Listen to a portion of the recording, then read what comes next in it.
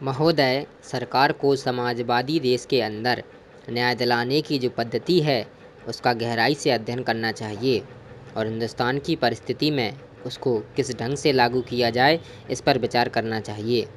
अगर समाजवादी देशों की पद्धति सचमुच में गरीबों को न्याय दिलाने में समर्थ होती है, अगर उससे सचमुच में गरीबों को सस्ता न्याय मिल जाता है, तो मैं समझता हूँ कि उस पद्धति को लागू करने की दिशा में गंभीरता से विचार करना चाहिए।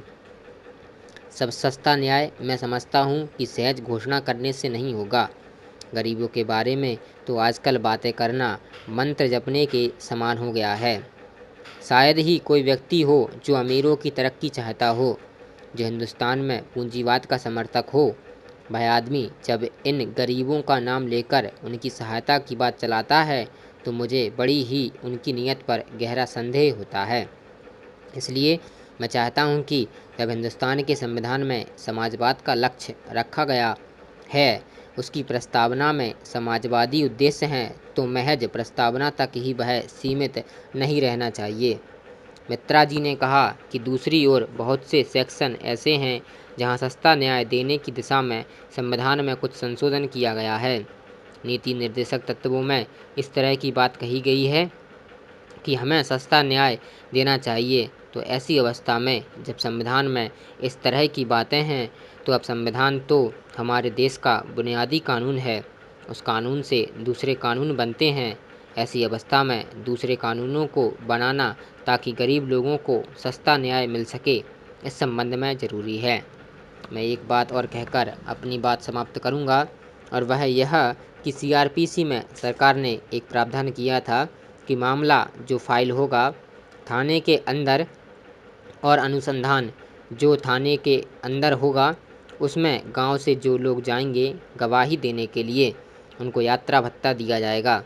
यह सीआरपीसी का संशोधन था और मुझे स्मरण है 1972 या 74 में हुआ था और इस तरह का प्रावधान वहाँ किया गया था। मैं समझता हूँ कि गरीब जो मामला फाइल करता है उसे न्याय नहीं मिलता है, क्योंकि वह आने जाने को वहन करने में असमर्थ हो जाता है। मैं सरकार से जानना चाहता हूँ कि सीआरपीसी में जो इस प्रकार का प्रावधान किया गया है, क्या सरकार ने उसके लिए कोई उचित प्रावधान किया है, ताकि लोग अगर थाने में जाएं अनुसंधान के लिए, थाने में गवाही देने के लिए जाएं, तो उनको इस तरह की सुविधा मिल सके। इस तरह की क्या सरकार ने कोई व्यवस्था की है? महोदय, मैं आपके प्रति बहुत आभारी हूँ कि आपने मुझे बोलने का समय दिया। यह प्रस्ताव गरीबों से संबंधित है।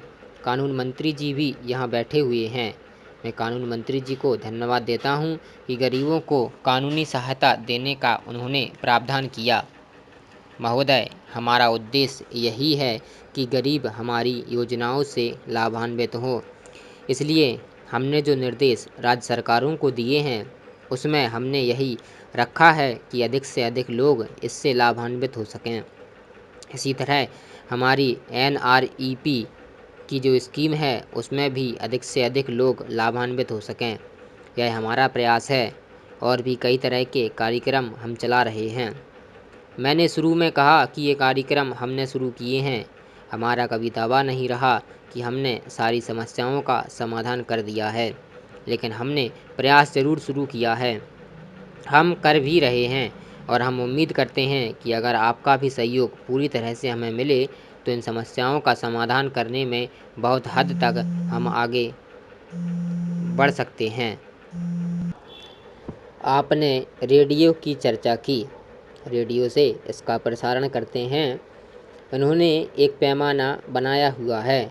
5 डिग्री से नीचे जब मरकरी गिरता है तो उसके बाद वे कहते हैं कि शीतलहर चलेगी। 6 डिग्री से नीचे तक का अभी तक का उनका अनुमान है। मैंने मौसम विभाग के लोगों को बतलाया था और उनसे मैंने यह सवाल किया था। यद्यपि आप मेरी राय से सहमत होंगे कि इसमें ऐसे ही लोग मरते होंगे जिनके पास की घर नहीं होता। वे बेचारे कहीं फुटपाथ पर सोते हैं, भिखारी हैं, वे रेडियो कहाँ से सुनने वाले हैं। लेकिन फिर भी मौसम विभाग से पूछा कि उनको चेतावनी देनी चाहिए, तो उन्होंने कहा कि जब 6 डिग्री से नीचे मरकरी आता है तब उसको हम शीतलहर मानते हैं और उसको पूरी तरह से एक चेतावनी के रूप में प्रसारित करते हैं। इस प्रकार की मौसम संबंधी सूचनाएं रोज ही रेडियो से प्रसारित होती रहती हैं, लेकिन अभी उनके मापदंड के अनुसार शीतलहर नहीं आई है। थोड़ी सी ठंड में भी कोई आदमी मर सकता है, शीतलहर ना भी हो, लेकिन अगर किसी के पास कपड़ा ना हो तो थोड़ी सी ठंड में भी वह मर सकता है। अभी मैं शीतलहर का जो मापदंड उन्होंने रखा है वह बता रहा था।